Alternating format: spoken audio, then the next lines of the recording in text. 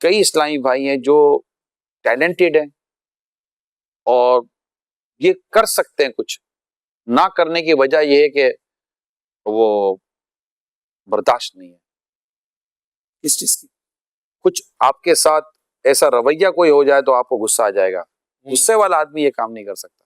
اچھا. ہاں، اس کو پیشن چاہیے، اس کے اندر بردباری ہونی بہت ضروری ہے. پھر آپ کو نرمی اختیار کرنی ہے، نرمی نہیں ہوتی. بعض اوقات ایسا کہتے ہیں کہ آپ اپنے، یہ آپ جملہ سمجھ جائیں گے، آپ ناراضگی کے اختیارات تفویض کر دیتے ہیں. کہ اگر آپ ناراض ہو جائیں گے، جیسے باپ اگر ناراض ہو جائے تو پھر اولاد کا کیا بنے گا؟ باپ سمجھا سکتا ہے، ناراض ہو کے منہ چڑھا کے بیٹھ نہیں جائے گا. صحیح ہے.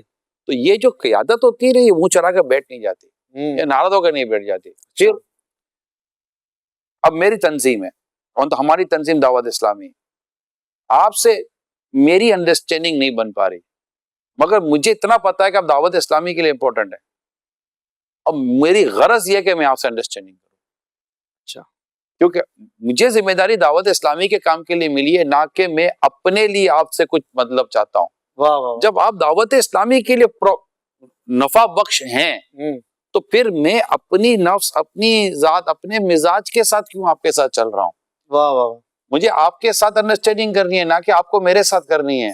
اچھا. کیونکہ آپ تنظیم کے لیے بینیفیشل ہیں اور تنظیم بغیر کارکنوں کے نہیں چلتی، ورکرز چاہیے ہوتے ہیں.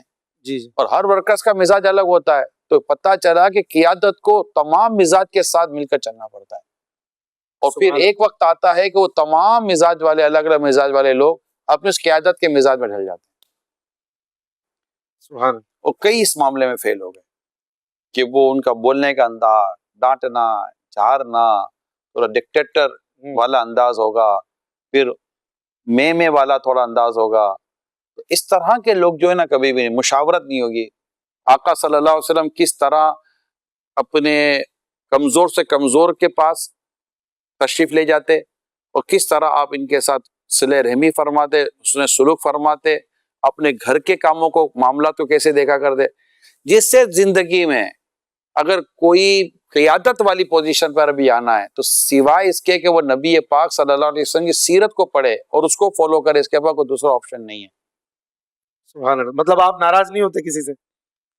دیکھیں، برا لگنا تو ہوتا ہے، ناراضگی وقتی طور پر آتی بھی ہے، لیکن اتنا ذہن بن چکا ہے کسی حد تک، میں کہہ سکتا ہوں اللہ کی رحمت سے، کہ میں ناراض ہو کر کروں گا کیا یار؟ آخر کام تو ہم کا آپس میں ہی کرنا ہے، مجھے اس سے لینا ہے، اس کو مجھ سے لینا ہے. جب آپس میں کام کرنا، برا دیکھیں نفس ہے، جذبات ہیں، اچھا لگنا برا لگنا یہ بعض اوقات ہمارے اختیار میں نہیں ہوتا. مجھے اسلام آباد کہتے ہیں یار ایک بات کو برا تو نہیں لگے گا، میں کو بولو گے تو پتہ چلے گا، بغیر بولے میں کیسے کہہ دوں کہ مجھے برا نہیں لگے گا؟ صحیح ہے.